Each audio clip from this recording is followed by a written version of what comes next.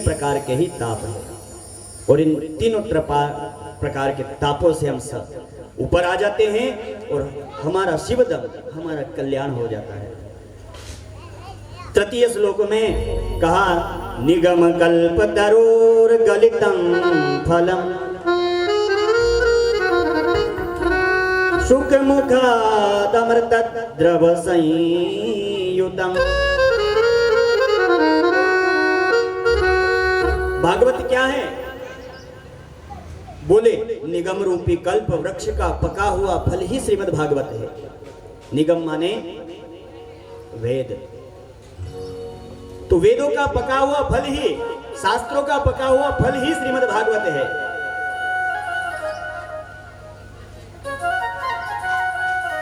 और गलितम फलम, इसमें कोई गुठली कोई छिलका नहीं है, पूरा पान कर जाओ। बोले महाराज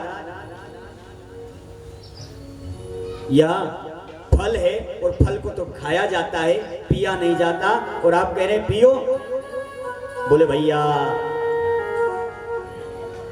इसमें गुठली छिलका है ही नहीं, तो पीने जैसी वस्तु है। अच्छा तो रस कौन सा भरा है इसमें? बोले रसो वै सहा रसम हेवानम लब्ध्वानंदा भवति। भगवान रस स्वरूप है, तो भगवान ब्रह्म का ही इसमें रस भरा हुआ है। रसो वै सहा,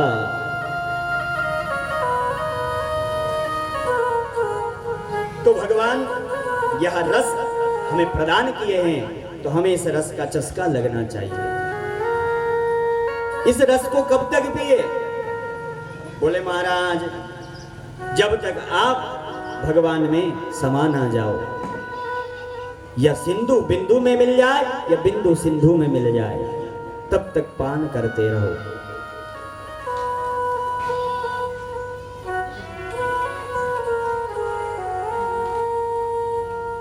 पिबत भागवतम रसमालयम मुहुरहो रसिका भुवि भावुका। इसको पियो, और पिए कौन? दो व्यक्ति। कौन कौन? बोले रसिक और भावुक। दो लोगों का नाम लिया। बोले महाराज इनका ही क्यों नाम लिया? बोले उदाहरण से समझ लो भैया, आपने प्याऊ लगाया और लोग, गर्मी का मौसम आया मई जून का, आपने लोगों से कहा आओ आओ बाबूजी मीठा मीठा ताजा ताजा पानी पियो, तो बाबूजी को प्यास नहीं हो तो प्रश्न करेंगे 4-5।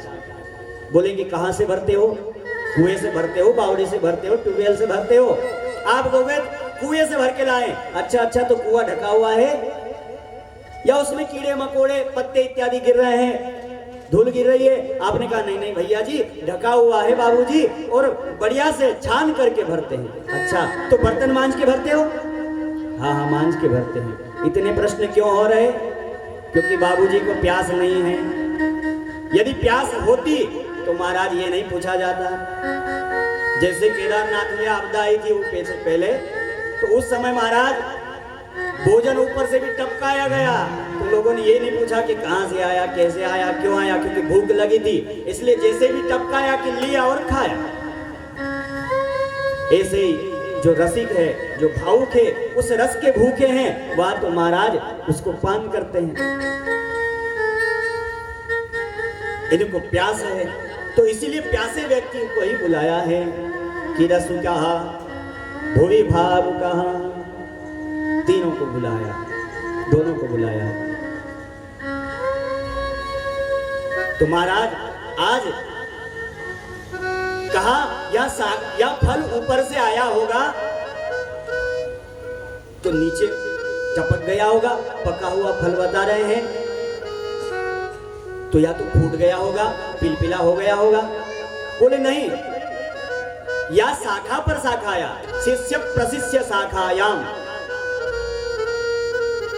कैसे? बोले सबसे पहले भगवान नारायण की शाखा से टपका तो ब्रह्मा जी की शाखा पर अटका। भगवान नारायण ने ब्रह्मा जी को सुनाया, ब्रह्मा जी ने अपने पुत्र नारद जी को सुनाया, नारद जी ने यही वेद व्यास जी को सुनाया और वेद व्यास जी ने यही राजा परीक्षित सुखदेव जी को सुनाया और सुखदेव जी ने राजा परीक्षित को माध्यम बना करके सूत इत्यादि ऋषियों को सुनाया और आज आपकी कंचनपुरी धाम में आ गया। शिष्य प्रशिष्य शाखायाम, धीरे धीरे आता गया, इसलिए फूटा नहीं। अच्छा, तो महाराज जी आज हम आपसे एक नहीं, दो नहीं, तीन नहीं, 6 प्रकार के प्रश्न करते हैं। सूत जी से 88,000 ऋषि प्रश्न कर रहे हैं, 6 प्रश्न किए हैं। कहा किम श्रेय शास्त्र सारा का स्वावतार प्रयोजनम, किं कर्म केवताराश्च धर्मः कं शरणं गतः। पहला प्रश्न करते हैं किम श्रेय, प्राणी मात्र का कल्याण कैसे हो।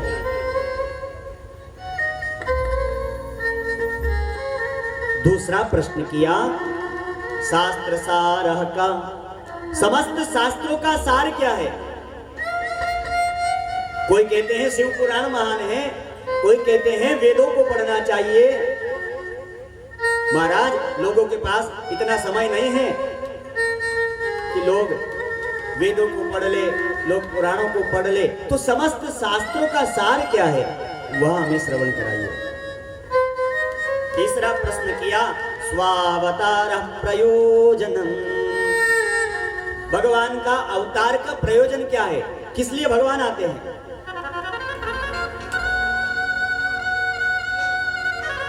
चौथा प्रश्न है किं कर्म केवताराश्च,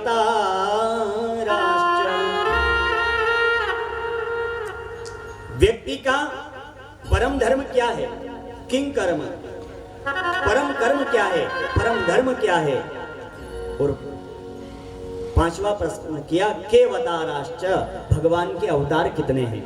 कोई कहता है 10 ही अवतार है, 10 अवतार, कोई कहते हैं रामकृष्ण ही है 2 ही अवतार, कुछ लोग कहते हैं 24 अवतार और कुछ लोग तो कहते हैं हरि अनंत हरि कथानंता, हरि अनंत हरि कथानंता, काहे सुनाहि बहु वेद सब संता, काहे कहि सब बहु विधि संता।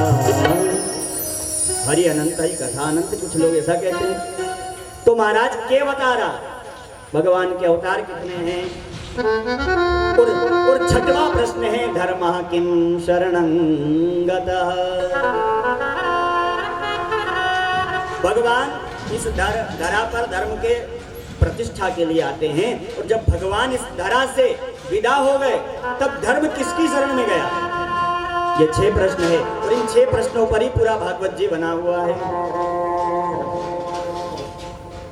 सूत जी गदगद हो गए, प्रसन्न चित्त हो गए। सूत जी ने कहा ऋषियों, प्राणी मात्र के कल्याण के लिए तुमने प्रश्न किए हैं, इसलिए मैं मेरे सदगुरु देव भगवान का ध्यान कर लूं, उसके बाद मैं तुम्हें यहाँ कथा अवश्य श्रवण कराऊंगा। और आज सदगुरु देव भगवान का सूत जी स्मरण कर रहे हैं, हम आप भी अपने अपने सदगुरु देव भगवान का स्मरण करें। ओ महाराज सतगुरु हे रंगरेज, चुनरी मारी रंग डारी, महाराज